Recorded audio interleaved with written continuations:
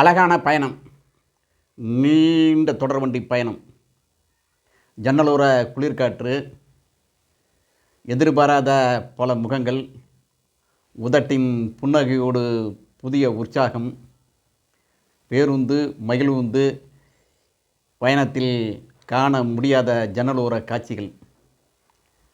நம்ம போயிட்டு அந்த ஜன்னல் பக்கத்தால் உக்காந்துட்டாவே ட்ரெயினில் நமது மனது சிறுவனாக மாறிவிடுகிறது. அதுதான் இந்த பயணத்தின் சூட்சமம். அதனால்தான் ரயில் பயணங்களில் எப்போதுமே ஒரு அலாதியான ஒரு சுகத்தை நமக்கு கொடுக்கக்கூடியது. நீங்கள் பாருங்கள்.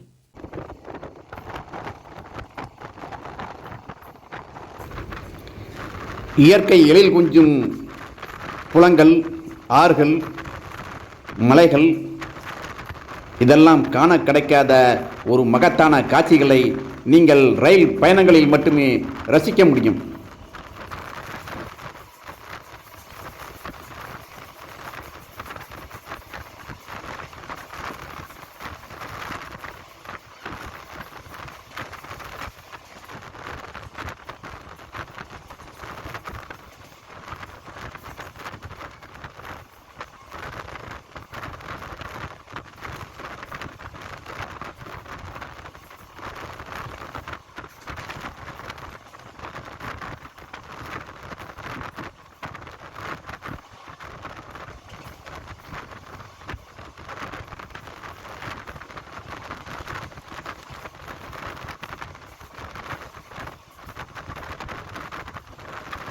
என் ஜன்னலோர பயணங்கள் காற்றோடு கடந்த காலத்தையும் கிசுகிசுக்கின்றன. பயணங்களில்தான் உணர முடிகிறது காதலின் தவிப்பையும், நட்பின் சிறப்பையும், இயற்கையின் வனப்பையும் ரசிக்க முடிகிறது. என் அன்பிற்குரிய நண்பர்களே,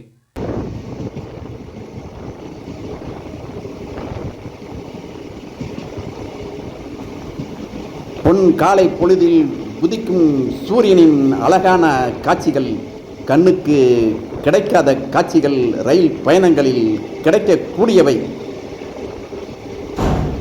அற்புதமான காட்சி, மகத்தான காட்சி. ஆகா, இது ஒன்று இயற்கை நமக்கு தந்திருக்கும் பரிசு.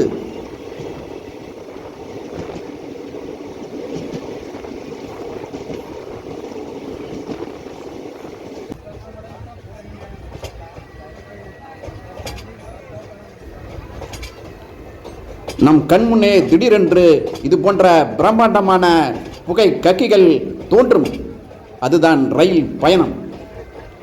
நம்மை பரவசம் படுத்தும் இது போன்ற பிரம்மாண்டமான புகை கக்கிகள்.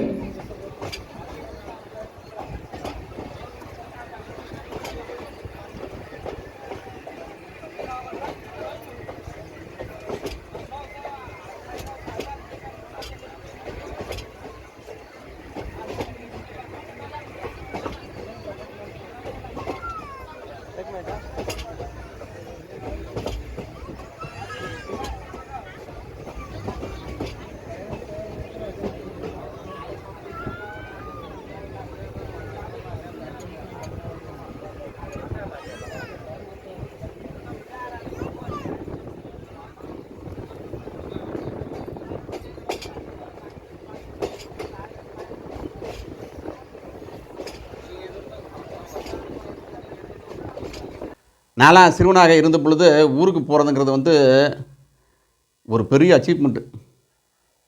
நாங்கள் அப்போ அமிர்தபுரிங்கிற ஒரு ஊர் தென்னிலை பக்கத்தில், அங்கேருந்து கரூருக்கு போகிறது ஒரு பெரிய அச்சீவ்மெண்ட்டு. கரூரில் தான் மாரியம்மன் நோன்பு நடக்கும். எங்கள் அம்மா சொல்லுவாங்க, மாரியம்மன் நோன்பு வருதுடா, எல்லாம் ரெடி ஆகுங்கடா அப்படிம்பாங்க. ஆகா, கரூருக்கு போகிறோமா அப்படின்னு சொல்லிட்டு கரூருக்கு போகிறது ஒரு பெரிய புரட்சி மாதிரி இருக்கும். கரூருக்கு போகிறது நியூயார்க்கு போகிற மாதிரி ஆயிடுச்சு. அப்போ அப்படியே உற்சாகம் கரை புரண்டு போடும். நோம்பாட்டில் நடந்துகிட்ருக்கேன். கரூரில் சினிமா தேட்டர்லாம் இருக்குல்ல, படம் பார்க்கலாம்ல அப்படின்னு சொல்லிட்டு நம்ம மனசு அப்படியே ஒரு குதூகலமாக இருக்கும். அங்கே போய்ட்டு சொந்தக்காரங்க வீட்டிலாம் தங்கிட்டு இருந்தோம். ஒரு வாரம்லாம் தங்குவோம். அவங்களாம் புலிவேஷம் போட்டு ஆடுவாங்க. மாதிரி நோம்பில் புலிவேஷம்லாம், நான்லாம் புலிவேஷம்லாம் போட்டு ஆடியிருக்கேன். செம்மையாக ஆடுவேன் புலிவேஷம்லாம்.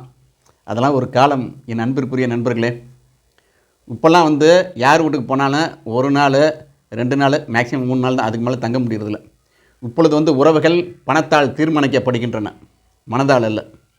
போன உடனே சொல்லுவாங்க, மாப்பிள்ளை வந்துட்டாரு, காப்பியா டீயா போடுமா, அவங்க அண்ணனுக்கு எது பிடிக்குமோ போட்டுத்தாம்மா அப்படிம்பாங்க. போடுறேங்க அப்படின்னு சொல்லிட்டு போயிட்டுருப்பாங்க. இவங்க பாட்டில் ஐபிஎல் பார்த்துட்ருப்பார், அப்படியே பார்த்துட்ருப்பார். இவன் எப்படா போவான், இவன் எதுக்குடா வந்தான் இங்கே அப்படின்னு சொல்லிட்டு அப்படியே மனசு அப்படியே அலைப்பாஞ்சிக்கிட்டே இருக்கும். இப்பொழுது உள்ள உறவுகள் இது போன்று தான். இப்போதாவது பரவாயில்ல, இன்னும் 20 வருடங்கள் கழித்து இந்த உறவுகள் எல்லாம் முடிந்துவிடும். அவங்க யாரோ நம்ம யாரோ அப்படின்னு சொல்லிட்டு அவன் வேலையை பார்த்து போயிட்டே இருப்பான். பிள்ளையாவது குட்டியாவது ஒன்றும் கிடையாது, எல்லாம் 20 வயசு 18 வயசுல எல்லாம் பேக்கப் ஆயிடும். அப்பா நீ தனியாக இருந்துக்க, நான் தனியாக போகிறேன் அப்படின்னு சொல்லிட்டு இதெல்லாம் நடக்கக்கூடிய தருணங்கள் வரப்போகிறது. ஏனென்றால் இது கலிகாலம். இது போன்ற மன அழுத்தமான தருணங்களில் இது போன்ற ரயில் பயணங்கள் மனதிற்கு உற்சாகத்தை தந்து கொண்டே இருக்கும். அதனால் நண்பர்களே, ட்ரெயினில் பயணம் செய்யுங்கள், கொஞ்சமாவது மகிழ்ச்சியை அனுபவியுங்கள் உங்கள் வாழ்க்கையில்.